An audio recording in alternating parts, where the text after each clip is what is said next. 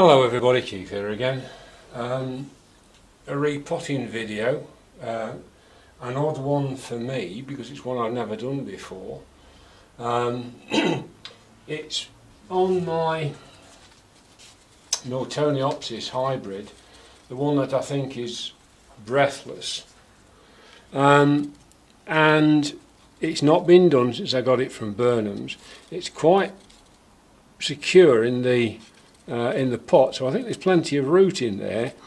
But the point I'm making is, if you look here, you can see that some of the root tips are dying before they've got down into the compost. So I think that the compost is, although it doesn't smell, is ready for replacement. So my idea is to get that out and have a look what state it's in, and then I'm going to repot it. I'm not going to pot it up, I'm going to put it back in exactly the same sized pot.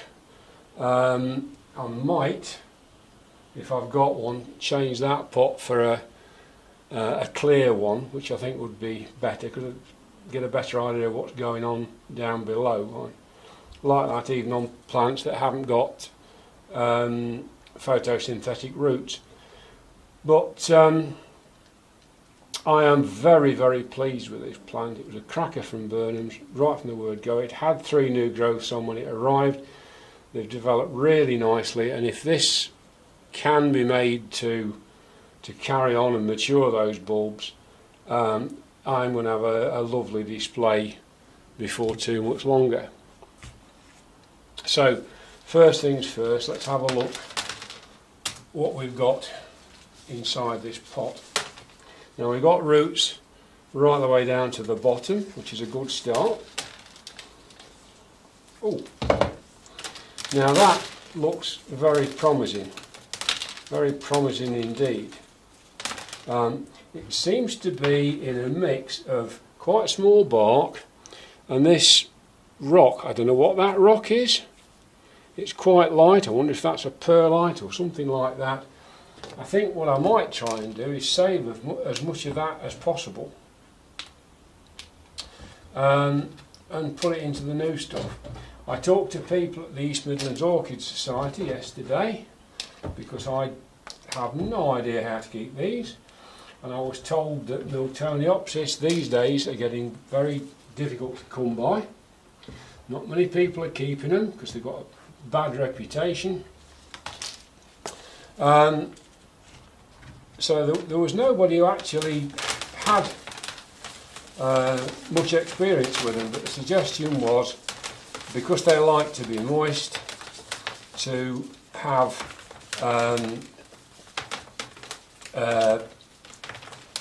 smallish bark. I've got nothing that small, but I've got some medium bark which I think will be fine.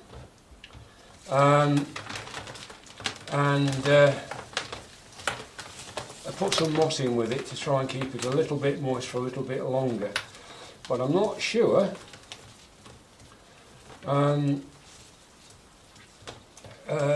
how much to use. I'm not going to put a lot in because I don't want it to end up like my Psychopsis did, where I made a real muck of it. It was staying wet for much too long, and I had to sort of pepper the sides of the pot full of holes. And even now we got it through the summer, it's been great. It was drying out within about a week. Now we've got into something cooler where the daylight length's changing, and even though it's on a living room window with right over the top of a central heating radiator, that pot ain't drying out all that fast. So I think what I've got to do with this is be really very careful, and like with the Psychopsis, whereas my normal trick is to simply dunk the whole plant and let the roots absorb what they will.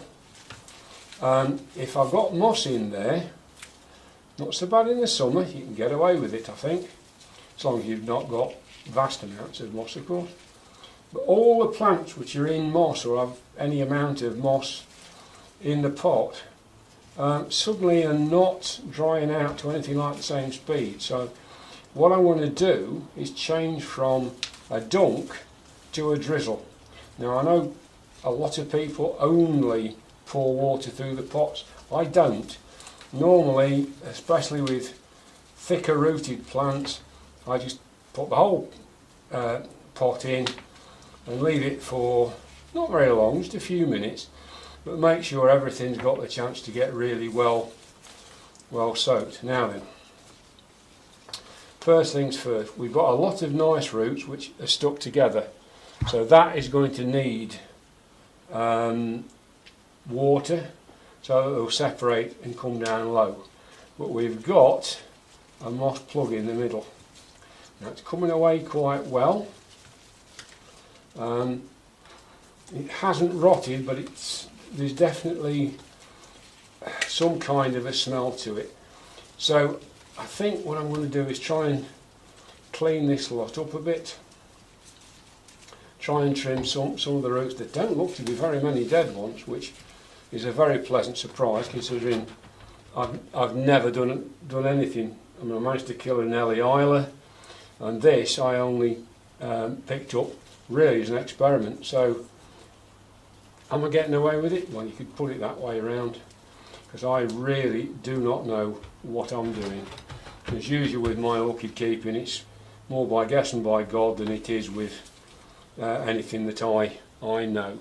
So I think because I've got to take it into the other room and sort of get it prepped and finish cleaning it up, which will be very, very boring for you all, I'll just turn the video off and go and do it, and then come back and we'll have another look. Okay, now I've had a chance to have a go at this. Some of these roots are not quite as good as I thought they were, but I still think I've got a fair number of active roots, or roots that are still doing a bit of something. So I'm going to trim off some of these long dangly bits, which are definitely not looking very happy.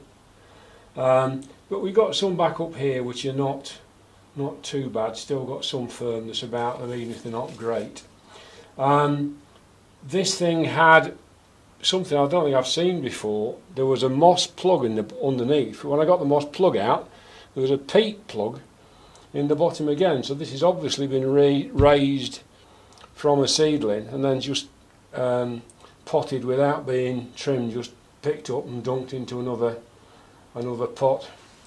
I am going to pot it up simply because that's the next is the only clear pot I've got in that sort of size. It was in a 12 centimetre pot. This is only a 13, so it's not that much bigger, so I don't think that's going to be a particular problem.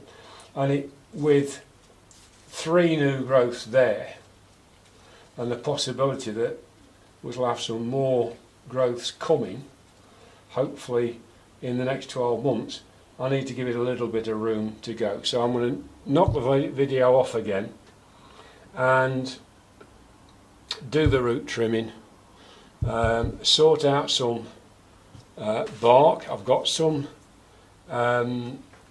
moss that was already damp from a previous repotting, and I've got this stuff. As I say, what it is I don't know. I suppose you could call it that sponge rock, which I've not actually seen by name, but is it an artificial material? I don't know. It doesn't look very natural to me, but then again, I was a research mining engineer, not a geologist. And when I was talking to geologists, I usually got things wrong, so I wouldn't take anything as gospel that I say when it comes to this sort of thing. But I'm going to mix that back in again. I'm going to put some moss in, and I'm going to use a medium bark. So I'm going to get everything ready, and then we'll come back and we'll have another look. Okay, this is the end result. I'm glad I potted it up because it's slightly deeper, and I've managed to get the new pseudo bulbs right down level with the top of the compost. It's got a oh, I don't know, 10 or 15% of moss in here. I sort of ripped it to little bits. I put everything, I filled this with mostly with bark, then put some moss in, then put those stones on the top, so I've got an idea of how much I needed, and then put it in here and mixed it all up to try and space it out a bit. I trimmed some roots off. The longer ones, the older ones, were not very good, but we seem to have quite a lot of good new roots coming off these new pseudo bulbs, and if they only go down into the pot, then I think we've got a chance. So I'm keeping my fingers very, very firmly crossed that this will help this thing to kick off. I've managed to get it over to one side so that we've got room for a bit of progression. But yeah, not a very long video. I didn't bother showing you trimming the roots or actually doing the potting, because we've all seen those any number of times before, and it's a very typical Oncidium type plant, very thin, flexible roots. I left enough on, most of which, as I say, were not wonderful, but it did mean it was stable in the pot, and I think that's useful. So I'm hoping now that will give it the chance, with some nice new bark to play with, that it will kick off and go. The other thing I want to show you are the plants of Cymbidium Mavourneen Jester that I was given yesterday. I've got 5. I'm going to give 2 to my sister-in-law, because Cymbidiums are the only orchids she grows, and grows them very well. Having 3, I've been able to do a little bit of experimentation.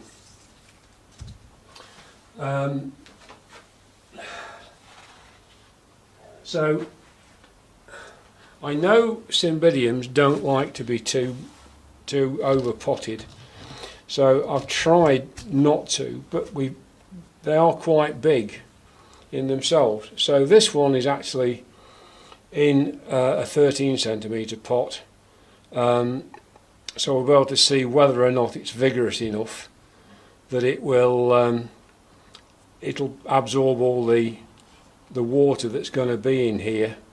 I'll keep my eye very, very firmly on this one to make sure it's all right. But then again, we know that Cymbidiums like water, so I'm keeping my fingers crossed that we're going to be doing all right. These 2 are in the same size and type of pot. A very typical grey 4-inch pot that you get plants in from garden centres everywhere. What I've done with this is I've got 2 completely different mixes.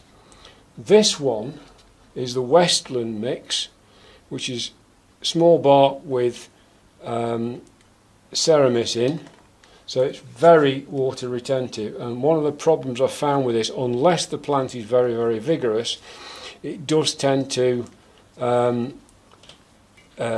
stay soggy down at the bottom and doesn't do ever so well. This being a plant with some very good roots already and a new growth which is likely to put some roots down, I'm trying this to see whether that is any better than this, which, like the big one, is the same bark, a medium bark that I got from Spiceotic Plants, and it's pure bark in a 12 centimetre pot. 12 centimetre pot, and it's more or less identical. So I've got 3 plants, very much the same, that hopefully will give me some better ideas of some of the techniques that I need to learn. It didn't cost me anything. If I only get 1 out of it, well, I'll be disappointed, but hopefully we'll see where we go from there. Anyway, thank you for watching. I hope it's been of interest. I'll look forward to seeing you soon. Bye.